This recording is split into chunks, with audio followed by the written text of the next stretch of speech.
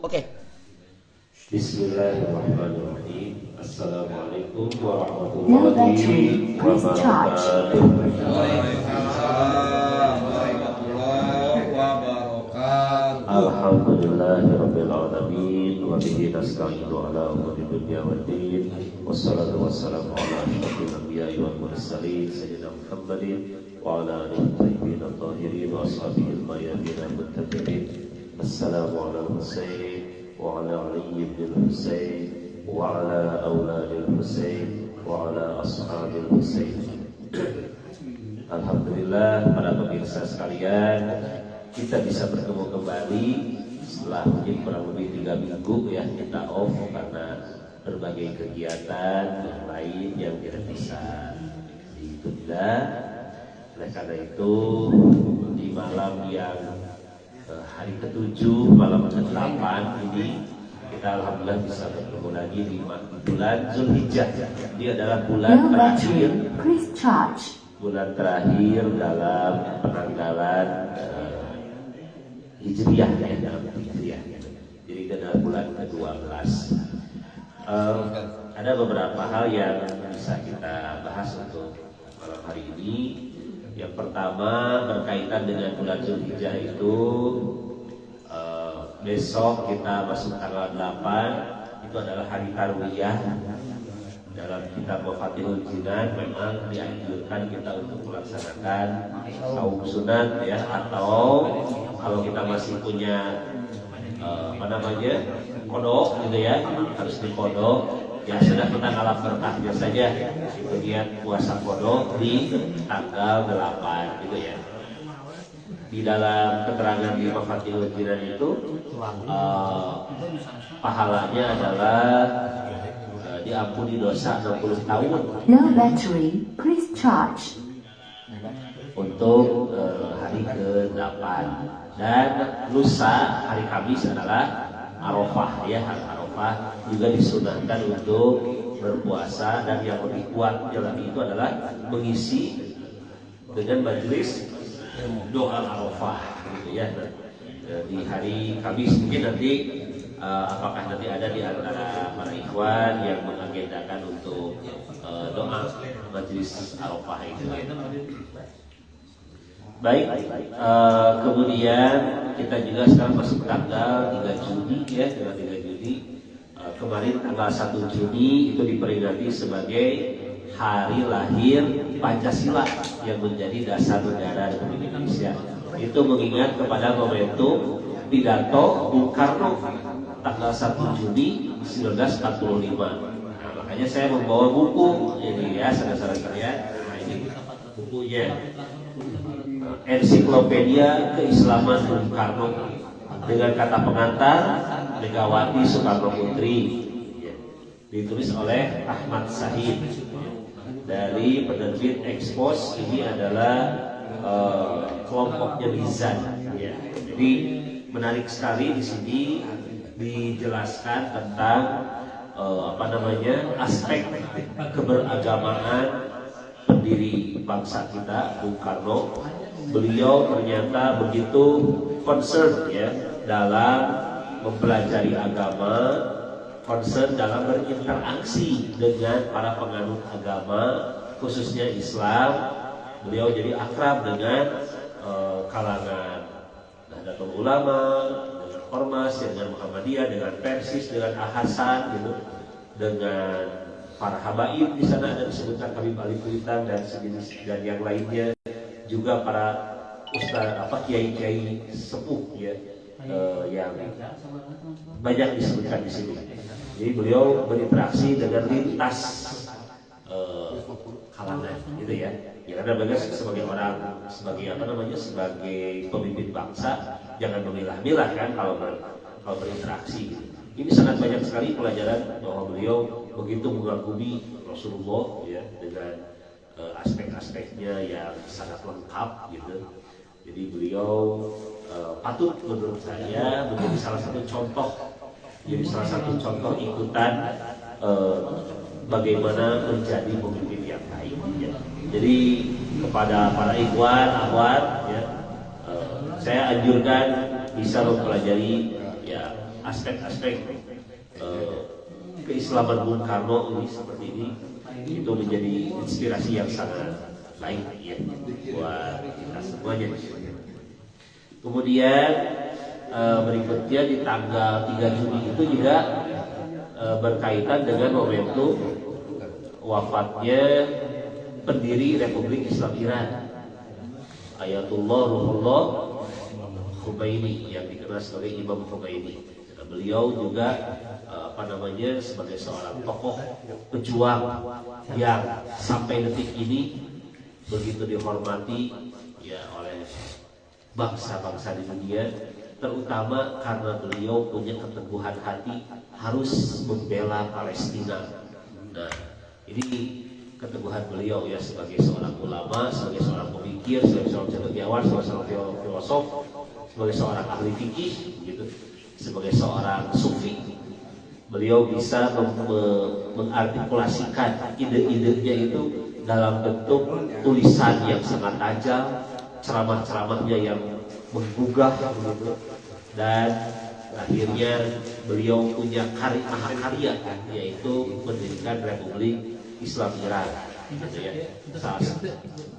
Mungkin bisa dikatakan sekarang itu secara negara satu-satunya ya di Timur Tengah, gitu, negara yang 100% membuktikan dirinya itu sebagai pembela Palestina, luar biasa.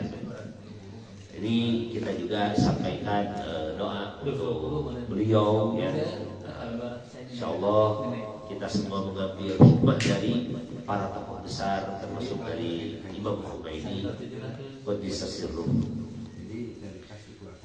Saudara-saudara sekalian, berikutnya adalah tanggal 7 atau tanggal 7 Zulhijjah itu adalah wafatnya salah seorang ulama besar keturunan Rasulullah Sallallahu Alaihi Wasallam yang bernama Imam Muhammad Al-Baqir radhiyallahu anhu. Beliau adalah seorang tokoh masyarakat, tokoh umat yang sangat dikagumi karena ibadahnya yang hebat, akidahnya yang kuat, dan juga kontribusinya ya dalam pembangunan Islam dan kaum muslimin. Beliau adalah termasuk kategori generasi salaf, gitu ya, generasi terdahulu. Generasi salaf itu kalau dalam pembahasan ilmiah sekali lagi adalah orang-orang yang hidup sebelum abad ketiga Hijriah, gitu ya, dari tahun 200-an ke sini, gitu ya, dari 300 Hijriah ke bawah lah, gitu ya. Jadi Imam Muhammad Al-Baqir itu adalah pemuka di Madinah, yang tinggal di Madinah, dan nanti kita akan coba mempelajari berbagai sisi ya, sebagian sisi dari yang bisa kita tarik hikmahnya. Di antaranya Imam Muhammad Al-Baqir, kenapa digenari dengan Al-Baqir? Itu secara bahasa itu artinya adalah yang membongkar, yang membuka, baqirul ilmi nabiyyin, yang membongkar, yang menggedah, yang membedah keilmuan dari para nabi. Jadi beliau itu menguasai ilmu lahir dan batin, ya, menguasai ilmu Al-Quran dengan sangat sempurna. Kesempurnaan ilmu akhlak dan akidah Imam Muhammad Al-Baqir ini telah menjadi daya tarik bagi umat khususnya yang ada di Madinah, dan ini menjadi sebuah kecemburuan bagi penguasa Bani Umayyah waktu itu yang namanya adalah Khalifah Hisham bin Abdul Malik, gitu, yang dia berkuasa di Syam, ya, di Suriah sana, di Damaskus sana, di daerah Syam. Jadi beliau itu Khalifah itu merasa gak enak, gitu ya, merasa cemburu karena saudaranya itu kan saudara juga, itu dalam keluarga lingkungan Abdul Manaf itu kan dari satu jalur, gitu ya, meskipun akhirnya menjadi Bani Umayyah dan Bani Hashim. Imam Muhammad Al-Baqir alaihissalam diceritakan pernah diundang ke Syam Kemudian beliau membawa putranya Imam Ja'far As-Shadiq ke Syam itu. Untuk apa? Untuk dijebak sebetulnya itu ya. Untuk dijebak, diberikan jebakan. Salah satu jebakannya itu adalah Khalifah Hisham bin Abdul Malik itu meminta Imam Muhammad Al-Baqir untuk menunjukkan kemampuan memanahnya. Ini kita pernah dengar ceritanya ya. Jadi dipasang papan panah gitu, kemudian dipasang di tembok, tapi di belakangnya itu adalah ada khalifahnya. Mungkin maksudnya adalah ada ibu sekolot iya, bahasa orang namanya geus aki-aki main panah daging geus beuneunan main koal gengcol lah gitu nya. Lamun gengcol eta ka mana eta arahna? Ka khalifah. Bisa dijatuhi pasal percobaan pembunuhan terhadap khalifah. Benar, bisa kan begitu ya? Bisa jadi begitu itu jebakannya gitu. Pasti bengkol ya cara panahnya begitu ya. Kayak dipasang di belakangnya ada khalifah gitu. Imam Muhammad Al-Baqir itu menolak. Gak usah lah, saya ini kan udah tua gitu ya. Saya udah gak bisa gitulah, jangan itu untuk permainan anak muda aja gitu, bahasa orang remaja. Tapi tetap Hisham bin Abdul Malik maksa, tetap tidak bisa, harus dicoba. Ya, akhirnya beliau terpaksa lah menggunakan panahnya itu. Panah yang ke-1 tepat di tengah-tengahnya. Kata khalifah, paling juga itu mah kebetulan. Coba gunakan panah yang kedua. Gunakan panah yang kedua. Ternyata panah yang kedua mengenai apa? Mengenai panah yang tadi nempel. Jadi panahnya itu tembus karena panah dulu tadi. Anak jadi belah 2. Panah yang ketiga coba adek, coba lagi. Terus berjajar gitu. Dan semua orang langsung terkaget. Ya Allah, eta orang tua luar biasa. Akhirnya Hisham malah tambah malu gitu kan. Ini niatnya mau mempermalukan, mau menjebak, tapi malah masyarakat jadi terkagum-kagum. Akhirnya bertanya kan, ya Muhammad Al-Baqir, dari mana engkau tahu bisa ilmu seperti ini? Saya mempelajarinya dari bapak saya, dari guru-guru, dari orang tua saya, gitu. Dari Rasulullah. Gitu. Jadi ilmunya juga itu untuk menunjukkan bahwa keilmuan para imam itu tidak keluar dari jalur sutra, adalah jalur resmi, jalur apa namanya, jalur emas gitu ya. Gak keluar dari itu, pasti nyambungnya ke Rasulullah. Gitu. Hisham itu gak mau kalah. Bukankah saya juga sama? Ini saya juga keturunan Abdul Manaf, saya juga gitu ya. Kenapa masyarakat lebih memilih Anda ketimbang saya? Gitu. Kalau kita yang waras, kita pasti nanya ya. Itu mikir, kenapa umat lebih memilih para imam dari Ahlul Bait Nabi ketimbang dari para khalifah itu? Lihat aja perilakunya, dan masyarakat tidak akan tertipu atau kelihatan mana yang asli, mana yang KW gitu kan dalam beragama itu. Jadi dengan menjelaskan seperti itu, teguh ya hujahnya itu bahwa Imam Muhammad Al-Baqir keilmuannya dari Rasulullah Shallallahu Alaihi Wasallam. Nah, sebagai bentuk kita ngalap berkah, mungkin ada kata-kata hikmah yang bisa kita renungkan, kita ambil dari kitab Tuhaful Uqul an Alir Rasul Ibnu Syuhah Al-Harrani. Dalam salah satu sabdanya beliau mengatakan, waqala alaihi salam, berkata Imam Muhammad Al-Baqir, salam Allah atasnya, al-kamalu kullul kamal. Mungkin bahasa kitanya itu yang paling sempurna di atas yang sempurna, mungkin gitu ya. Al-kamalu kullul kamal, seluruh kesempurnaan manusia itu. Jadi kalau kita ingin mencapai derajat yang paling excellent gitu ya, yang paling mumtaz, yang paling baik gitu, itu ternyata ada 3 gitu. Ada 3. Apa yang pertama? at-tafaqquhu fiddin. Yang ke-1 yaitu tafaqquh fiddin, mempelajari ilmu agama, memahami agama. Gitu. Jadi ini modal dasar kita semua, bahwa ilmu agama memahami dengan benar, belajar dari orang yang benar, gitu kan, mempelajari tulisan-tulisan, kitab-kitabnya, mengamalkannya dengan ikhlas, itu adalah tafaqquh fiddin, gitu. Mempelajari hukum pada agama.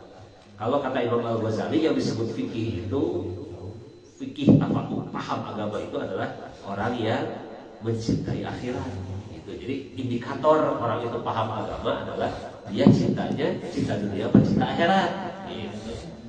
Apa indikator yang paling mudah kalau kita ingin membedakan cinta dunia dan cinta akhirat?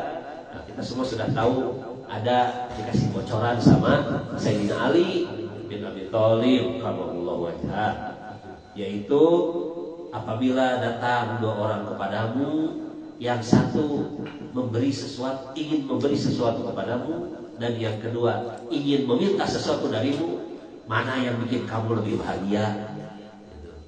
Kira-kira yang mana nih? Orang resep dibere, resep mere. Nah, itu karakter orang, itu terukur. Ternyata orang yang cinta akhirat adalah orang yang bahagia ketika dia bisa memberi orang itu. Nah, karakter dunia mah ya orang resep dibere. Tak orang apa itu. Dan seperti itulah. Jadi kesempurnaan agama itu tadi, mempelajari ilmu agama, mendalami ilmu agama, berarti nyambung kepada orientasi kita kehidupan itu adalah untuk akhirat, gitu ya. Kemudian yang kedua, was-sabru 'alan naibah, sabar dalam menghadapi musibah, gitu ya. Sabar dalam menghadapi musibah. Sekali lagi, kehidupan kita ada kenikmatan, ada musibah, itu biasa yang dibergilirkan. Nah, bagi kita orang yang beriman, dalam keterangan disebutkan bahwa ketika kita mendapat musibah, itu sebetulnya ciri Allah memberikan perhatian kepada kita, begitu. Karena musibah itu seperti sebuah ujian. Anak-anak sekolah ujian tujuannya untuk apa? Naik level, naik kelas, itu ujian. Gitu. Bisakah orang naik tanpa ada ujian? Gitu. Bisa. Bikin sekolah sendiri, ngajar sendiri, gitu. Ya. Naik aja sorangan gitu, jadi uji kubatur, dan gitu. Nah, kita ingin diuji oleh Allah itu maksudnya adalah kita diberi kasih sayang oleh Allah supaya naik level kita. Gitu. Nah, di dalam keterangan lain ada kalimat pendek yang sangat indah dari Imam Al-Baqir kaitannya dengan sabar dalam musibah ini. Nah, kalimatnya itu adalah, ini bisa diingat oleh kita. Kita coba ya. Ini mah gampang. Di sini mah hafalnya ya. Nah, apa ya? Coba baca ya, semuanya coba. Fi kulli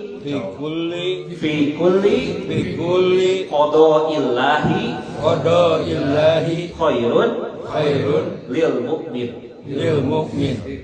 Fi kulli qada'illahi khairun lil mu'min. Pada seluruh takdir Allah terdapat kebaikan bagi orang mukmin. Itu dari Imam Ahmad Al-Baqir. Jadi qada Allah pun nggak ada yang jelek, semuanya bagus. Tinggal kita bagaimana menyikapinya, gitu ya. Nah, itu seperti itu. Jadi sabar dalam menghadapi musibah, berarti kita optimis kita bahwa mendapatkan kasih sayang dari Allah. Tadinya. Nah, yang ketiga, Allahumma shalli ala Muhammad. Allahumma shalli ala Muhammad.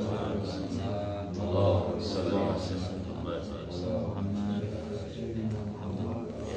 Dan yang terakhir adalah kesempurnaan manusia itu wa takdirul ma'isyah. Takdirul ma'isyah, mampu memperkirakan penghidupan. Jadi ma'isyah kan biasanya dihubungkan dengan penghasilan atau usaha, gitu ya. Nah, jadi kita itu yang namanya kehidupan harus ada ukurannya, harus ada hitungannya, berarti harus terencana gitu. Kita mau jadi apa, anak kita mau jadi apa gitu kan, keluarga kita mau dibawa kemana, itu ada ukuran-ukurannya gitu. Kalau penghasilan kita sekian, cocok nggak ini kalau kita membeli sesuatu begitu ya.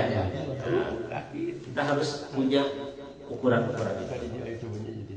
Nah, ukuran-ukuran yang paling baik itu adalah ketika kita bisa berinvestasi lahir dan batin, dunia dan akhirat. Di antaranya apa? Pendidikan. Pendidikan itu adalah investasi terbaik. Pendidikan, kita menitipkan anak kita ke sekolah, ke pesantren, gitu ya, ke lembaga-lembaga ilmiah, gitu. Itu adalah investasi terbaik yang kita jangan merasa gitu ya, jangan merasa sayang, gitu. Insya Allah kita sebab apa? Uang mah kita dapat di sana tidak takdir Allah teh ya, selama hidup kita tuh dikasih 10 miliar gitu. Mau dipakai apapun kan bakal habis itu. Gitu bakal habis. Nah, makanya kalau kita niatkan gitu. Ya saya terinspirasi oleh Pak Haji Dadang kan. Tolong ditawar-tawar yang sekolah mah gitu ya. Saya masih ingat. Jadi meskipun saya punya fasilitas kita kan, kita bisa nawar ke yayasan kan. Ya, Pak Ustaz, tolong gitu untuk anak saya kan aktivis gitu ya, gitu ya. Nah, tapi berikan tahu lah, jangan ditawar. Saya ikut beliau ya. Dan alhamdulillah berhasil ya. Pot-potan. Gitu meskipun pot-potan ya gitu. Karena itu bang di mana wae ya bang kewe gitu yang penting kita niat berinvestasi di jalan Allah. Itu adalah jihad kita gitu ya. Jadi kepada saudara-saudara sekalian, kita mulai tata kembali kehidupan. Semua tadi disebutkan takdir dari Allah baik. Yang tidak baik pun takdir dari kita. Maksudnya jadi langkah kita berarti langkah-langkah kita kalau ada yang keliru jangan diteruskan, kudu segera gitu. Nah, jadi ketika seseorang modaltis kalau bahasa Sunda itu disereuleuh, disoleran gitu. Jangan menikmati asa enak tidak seperti turun di perosotan gitu ya. Jangan gitu. Karena itu kita sedang jatuh ke jurang, berarti harus segera kita mengambil minta pertolongan, menghentikan langkah kaki kita dan naik kembali ke tempat semula. Maka mohon maaf, ini waktunya sedikit berlebihan. Di malam yang penuh berkah ini kita memohon kepada Allah Subhanahu wa taala melalui ruh orang-orang yang suci, khususnya cucu Rasulullah Imam Muhammad Al-Baqir alaihissalam radhiyallahu anhu. Semoga kita semua digolongkan sebagai pengikut dan pecinta beliau, dan beliau ridho bersaksi kepada kita bahwa memang kita itu adalah orang-orang yang layak mendapatkan syafaatnya. Amin. Di alam kubur dan juga di dunia ini. Mudah-mudahan sekali lagi dengan keberkahan majelis-majelis kita, dengan keberkahan ilmu-ilmu yang disampaikan oleh Rasulullah dan keluarganya, kita semuanya mendapatkan keselamatan dan keberkahan lahir dan batin, keluarga kita, orang tua kita, para kaluhur kita, tetangga kita, masyarakat kita, dan bangsa Indonesia semuanya bisa keluar dari keterpurukan menuju keberkahan yang cahayanya memenuhi langit dan bumi. Amin. Insyaallah dengan ridho dari Allah Subhanahu wa taala kita semuanya bisa melalui berbagai ujian dan cobaan. Nas'aluka syifaa wal afiyah wal khatimah bi rahmatika sayyidina Muhammad. Kita doakan pada para almarhum, mudah-mudahan mereka berbahagia dalam kuburnya, mendapatkan nikmat kubur, dicangkan, diluaskan, dan diampuni dosa perdosaannya, kehilafannya. Kemudian yang sedang sakit Allah angkat penyakitnya, khususnya kepada desa Pak C, Ibu Ella Jamilah binti Haji Ali Fakih, dan juga kepada keluarga besar kita semua sedang sakit, yang sedang diikat dalam hutang-hutang, semoga Allah bebaskan, yang sedang memendam hajat-hajatnya, semoga Allah juga kabulkan hajatnya. Amin. Dalam jalan-jalan yang penuh keberkahan. Kita semuanya sekali lagi berikhtiar terus-menerus agar senantiasa berada di dalam keridhaan dan kecintaan Allah dan Rasulnya Sallallahu Alaihi Wasallam. Al-Fatihah ma'as salawat. Allahumma Salli ala sayyidina Muhammad wa ala sayyidina Muhammad. Allahumma salli ala sayyidina Muhammad wa ala sayyidina Muhammad. Allahumma salli ala sayyidina Muhammad wa ala sayyidina Muhammad. A'udzu billahi minasyaitonir rajim. Bismillahirrahmanirrahim. Alhamdulillahi rabbil alamin arrahmanir rahim maliki yaumiddin. Iyyaka na'budu wa iyyaka nasta'in ihdinas siratal mustaqim. Siratal ladzina an'amta 'alaihim ghairil maghdubi 'alaihim waladdallin. Amin ya rabbal alamin. Terima kasih atas perhatiannya. Mohon maaf atas kekurangan dan kekeliruannya. Insyaallah kita bertemu di lain waktu dan kesempatan. Wa ma taufiqi illa billah. Alaihi tawakkaltu wa ilaihi unib. Wassalamualaikum warahmatullahi wabarakatuh. Waalaikumsalam.